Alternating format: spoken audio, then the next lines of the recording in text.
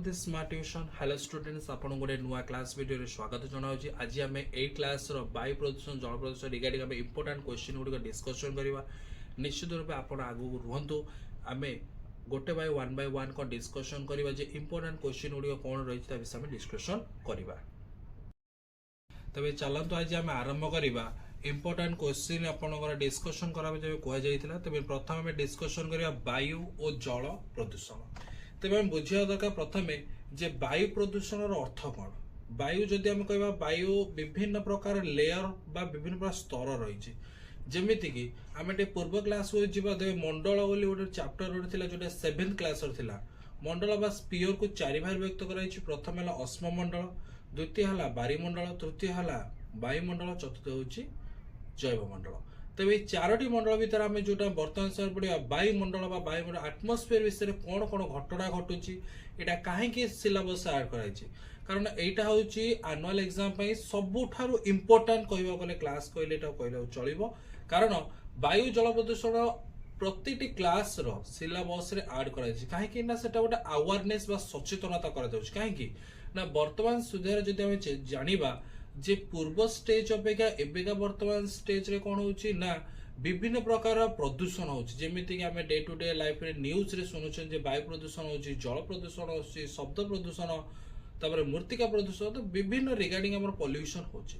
तेबे आमे प्रथम जे वायु प्रदूषण वायु जदि कहबा वायु रो गोटे स्तर रही जेमिति कि आमे 78% कौन रोची ना जबक्षारजन जो होची, 21% रोची कौन ना आम अम्लजान रोची एवं अन्य जिते गैस से गुड़िक कौन रोची ना 1% रे रोची।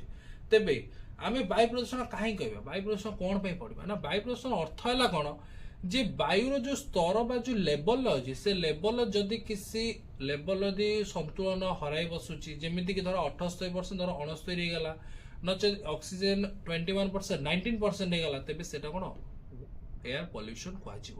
तेबे एयर पॉल्यूशन जदि आमे किछिटा कांसेप्ट बुझिया प्रथम आमे लेखिबा कौन ना वायु होची मनुष्य पई एक नितांत गुरुत्वपूर्ण आवश्यक उपादान। वायु बिना मनुष्य बंची पारिबो नाही एवं वायु मध्य काहा उपर निर्भरशील उद्भिद मानक मध्य भी निर्भरशील। उद्भिद मध्य खाद्य प्रस्तुत समय वायुमंडल अंगारकाम्ल गैस ग्रहण करिवे एवं अम्लजान को छाड़िबे। तेबे आमे को स्थान रे जानि परिबा जे वायु प्रदूषण हेउची। जो गोटे दिन उदाहरण देवी तुम जाइए तालचेर जाइए तालचेर जो तुम आम सब्सक्राइब तालचेर थे तेज तालचेर आप जापे जे तालचेर जो गोटे तापज विद्युत केन्द्र रे ताप बा इलेक्ट्रिसिटी जनरेट कर गोटे निआ जला जाऊँगी से समय विभिन्न प्रकार हार्मफुल गैसेस एक्जस्ट हो जहाँकि आमर कौन कर वायुमंडल मिसुत जहाँफल कार्बन डाइऑक्साइड बा CO2 गैस परिमाण वृद्धि पाऊ। ता छड़ा डे टू डे लाइफ आम जमीती कि आगुरी जी वेहिकल था वेहिकल परिमाण बढ़ुची जानवाहन बढ़ुची तेज जानवाहन जो अशीत अविशोधन हो पार बा संपूर्ण आम पोड़ी अर्धदहन होता आमर जो तैल हो पेट्रोल डीजेल तार जो गैस तापर विभिन्न प्रकार जो मेकानिज्म मेसीन्स गोटे तार एक्जस्ट गैस जो एगुड़ा सब एयर पॉल्यूशन बा वायु प्रदूषण होउची। तेबे वायु प्रदूषण हुए किपरि प्रथम आम बुझे वायु प्रदूषण हुए किपरि। वायु प्रदूषण कहबी प्रदूषक जो होता प्रदूषक ना जहा द्वारा प्रदूषण व्यापुची ताकू कौन कह प्रदूषक कह। प्रथम होची कौन उत्स गुड़िक ना प्रथम होची लेखिबा कौन वायु विभिन्न कारक द्वारा प्रदूषित होता है यथा प्रथम होची कल कारखाना निर्गत होतुबा अविशोधित धुआं। द्वितीय पॉइंट होची कौन ना जानवाहन रु बाहर निर्गत अविशोधित गैस बा बाष्प तापर घसी बा जमी गाँ गली एरिया रे कौन ना घसी जाणी काठ जल रोसे किंतु से जानी पारती हाँ आम रोसे करदे किंतु जाड़ा द्वारा जो गैस प्रोड्यूस होची सेटा एयर पॉल्यूशन बहुत अफेक्ट करुचे।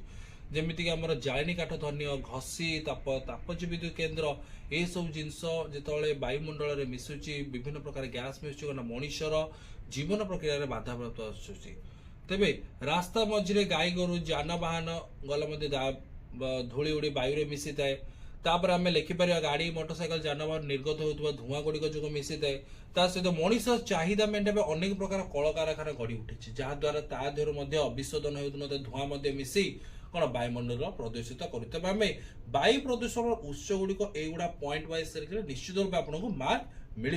तेबे वायु प्रदूषण प्रभाव आमे जानिले वायु प्रदूषण क्या कहे मैं हेडिंग आपको कहीदेली वायु प्रदूषण कारक बा उत्स ता विषय में आपको कनसेप्ट क्लियर करदेली तापर जे वायु प्रदूषण द्वारा कौन कौन प्रभाव होउछ वायु प्रदूषण द्वारा यदि मु प्रथम कहबी कौन प्रभाव होउछ ना जिते गोटे इंजिन जलुची बा इंजिन जो चलुची डीजेल पड़ुची बा पेट्रोल पड़ुची ता द्वारा कौन कार्बन मोनोक्साइड कार्बन डाइऑक्साइड एवं नाइट्रोजन ऑक्साइड ए तीनोटी गैस होची मूल गैस ता सहित कार्बन मोनोक्साइड कौन गाड़ीटा जो टोटाली इंजिन जदि टोटाली दहन न हो तो कार्बन मोनोक्साइड जोटा व्हाइट गैस जोटा आप देखिए गाड़ी गला गोटे गोटे गाड़ी थी खाली धड़ा धुआ छाड़ू ता अर्थ है कार्बन मोनोक्साइड छाड़ू सी ता सहित एगुड़ा द्वारा कौन मनुष्यर शरीर में कुप्रभाव पड़ुछि जेमिति कि तेबे आमे वर्तमान समय कहते ना वायु प्रदूषण द्वारा कौन कौन प्रभाव घटू जदि आमे बुझिबा तेबे प्रथमे बुझिबा कोना वायु प्रदूषण प्रथमे जो वर्तमान समय कहले गैस जो काश होउछि छिंको होउछि तापरे विभिन्न प्रकार माने कौन रेस्पिरेटरी प्रॉब्लम जेमति श्वासक्रिया करिवार प्रॉब्लम होउछि तापरे कौन होउछि ना जेतबेले कार्बन मोनोक्साइड होउछि हम ब्लड रो सबुठ बढ़िया फ्रेंड कौन कहली ब्लड रो सबुठ बढ़िया फ्रेंड माने जेतबेले हम बॉडी रे ऑक्सीजन आसुथबो जे सेही समय कार्बन मोनोक्साइड आसीबो तबे सेतबेले कौन हबो ना हम बॉडी ऑक्सीजन को न नहीं कार्बन मोनोक्साइड की नहीं जहाँफल आम बॉडी रे विभिन्न प्रकार श्वास जनित हम तापर शीत दिन वायुमंडल जो आमर क्षतिकारक बाष्प मिसिब तो से गोटे धूम कुहुड़ी जो मैंने से कुहुड़ी अप्रोक्स 2 मीटर 3 मीटर आगक देखा ना ताकू इंग्राजी में स्मॉग बोली कहुए ए पॉइंट भी लिखिब तापर कौन भी ना विभिन्न प्रकार शिल्प जनित धुआं कौन भी ना विभिन्न प्रकार रोग हुए ता सहित से बाष्प गुड़क ना आम पृथ्वीर गोटे प्रोटेक्टिव लेयर जब मनुष्य शरीर में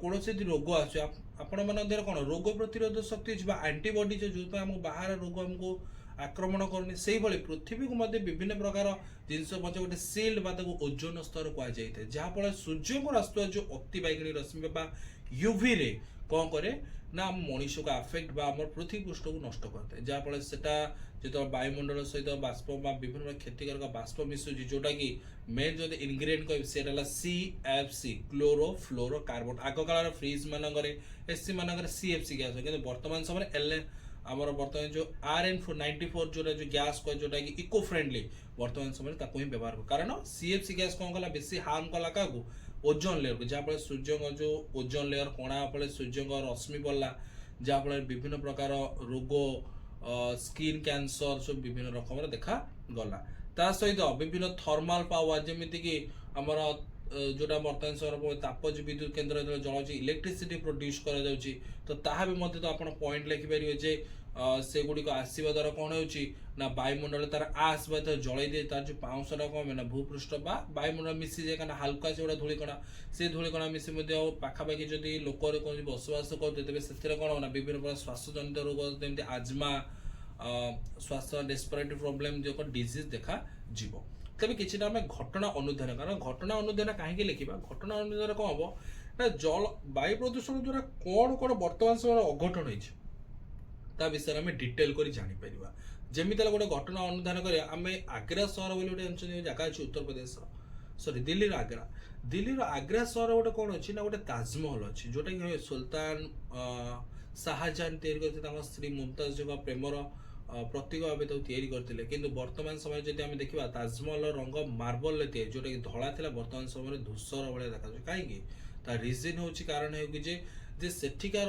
पॉल्यूशन हाईली पॉल्यूटेड माने अत्यधिक पॉल्यूशन रोटी प्रदूषण कौन हो ना वायुमंडल ताहा मिसी जाउची वायुमंडल रे मिसिबा द्वारा कौन होउची ना हमर मार्बल रे गोटे आस्तरण जमा होउची जिते से गैस गुड़िक वर्षा जल मिसला नाइट्रिक ऑक्साइड जो जल सहित नाइट्रिक एसिड रे परिणत हम जहाँफल सर पृथ्वी वर्षा आगे पड़े वर्षा आगे पड़े मार्बल पड़ा द्वारा मार्बल कर्कट रोग मार्बल कैंसर होता है जहाँफल कौन भी ना से मार्बल गुड़िक धलारू धूसर रंगर पलटि जाए तेज सेठिकार वर्तमान जब आम अनुधान करा घटना गवर्नमेंट यही जिन आख्या कर बेसिकली भेहिकल गुड़े कौन कर बैटेरी ईवी भेहिकल नचेत ଆମର କ'ଣ କରା ନା CNG ଚାଳିତ ଯନ୍ତ୍ର ବ୍ୟବହାର କରାଯାଉଛି ବା ଯାନ ବ୍ୟବହାର କରା, କାରଣ ତା ଦ୍ୱାରା ବାୟୁର ପଲ୍ୟୁସନ୍ କମିଯାଇ ପାରିବ। ତା ସହିତ ଆଉ ଗୋଟେ ମଧ୍ୟ ଇମ୍ପୋର୍ଟାଣ୍ଟ ଆପଣ କନସେପ୍ଟ ଗୋଟେ ଏକ୍ଜାମରେ ପଡ଼ିବ, ଯୋଉଟା କି ହେଉଛି ଏଇଟା ଗଲା ଆମର ବାୟୁ ପ୍ରଦୂଷଣ। ଆଉ ଗୋଟେ କ୍ୱେଶ୍ଚିନ୍ ରହିବ କ'ଣ ଇମ୍ପୋର୍ଟାଣ୍ଟ, ସବୁଜ କୋଠରୀ ପ୍ରଭାବ ବା ବିଶ୍ୱତାପନ କହିଲେ ଆମେ କ'ଣ ବୁଝିବା? ସବୁଜ କୋଠରୀ ପ୍ରଭାବ କ'ଣ ନା, ଯେତେବେଳେ ବାୟୁମଣ୍ଡଳ ସୂର୍ଯ୍ୟ ରଶ୍ମି ଯେତେବେଳେ ପୃଥିବୀ ପୃଷ୍ଠରେ ପଡ଼ିବ, ପୃଥିବୀ ପୃଷ୍ଠରେ ପଡ଼ିଲା ପରେ ପୃଥିବୀ ପୃଷ୍ଠ ଉତ୍ତପ୍ତ ହେବ, କିନ୍ତୁ ଆମର ବାୟୁମଣ୍ଡଳର ଲେୟର ଥିବା ଯୋଗୁଁ ତାହା ରିଫ୍ଲେକ୍ଟ ହୁଏ ଏବଂ ମାନେ ବାୟୁମଣ୍ଡଳ ଯେଉଁ ଉତ୍ତପ୍ତ ଗ୍ୟାସଟା ବାହାରକୁ ଯାଇପାରେ ନାହିଁ ଏବଂ ସେଠାରେ ସେ ଉତ୍ତପ୍ତ ହୋଇ ହୋଇ ହୋଇ କ'ଣ ବାୟୁମଣ୍ଡଳ ତାପମାତ୍ରା ବଢ଼ିଥାଏ। ତ ଫଳରେ ଏଇଟାକୁ ଆମେ କ'ଣ କୁହାଯାଇ ପାରିବ ନା ସବୁଜ କୋଠରୀ ପ୍ରଭାବ ବା ଗ୍ରୀନ୍ ହାଉସ୍ ଇଫେକ୍ଟ କୁହାଯିବ। ତ ମୁଁ ଆପଣ ଗୋଟେ ଏକ୍ସାମ୍ପଲ୍ ଦେବି।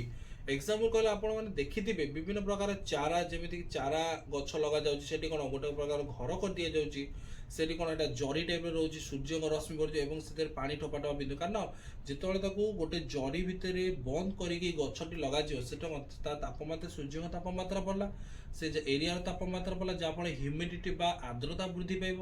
ଆର୍ଦ୍ରତା ବୃଦ୍ଧି ପାଇଲେ ଗଛକୁ ବୃଦ୍ଧି ହେବାରେ ସାହାଯ୍ୟ ହେବ। ସେମିତି ପୃଥିବୀ ମଧ୍ୟ ଗୋଟେ ଯଦି ଆମେ ଘର ନେଇଯିବା, ଲେୟର ଯଦି ନେଇଯିବା ଆମ ବାୟୁମଣ୍ଡଳକୁ, ତେବେ ସୂର୍ଯ୍ୟଙ୍କ ରଶ୍ମି ପଡ଼ିଲେ ମଧ୍ୟ ଗ୍ରୀନ୍ ହାଉସ୍ ଇଫେକ୍ଟ ବା ସବୁଜ କୋଠରୀ ପ୍ରଭାବ ମଧ୍ୟ ହେଉଛି।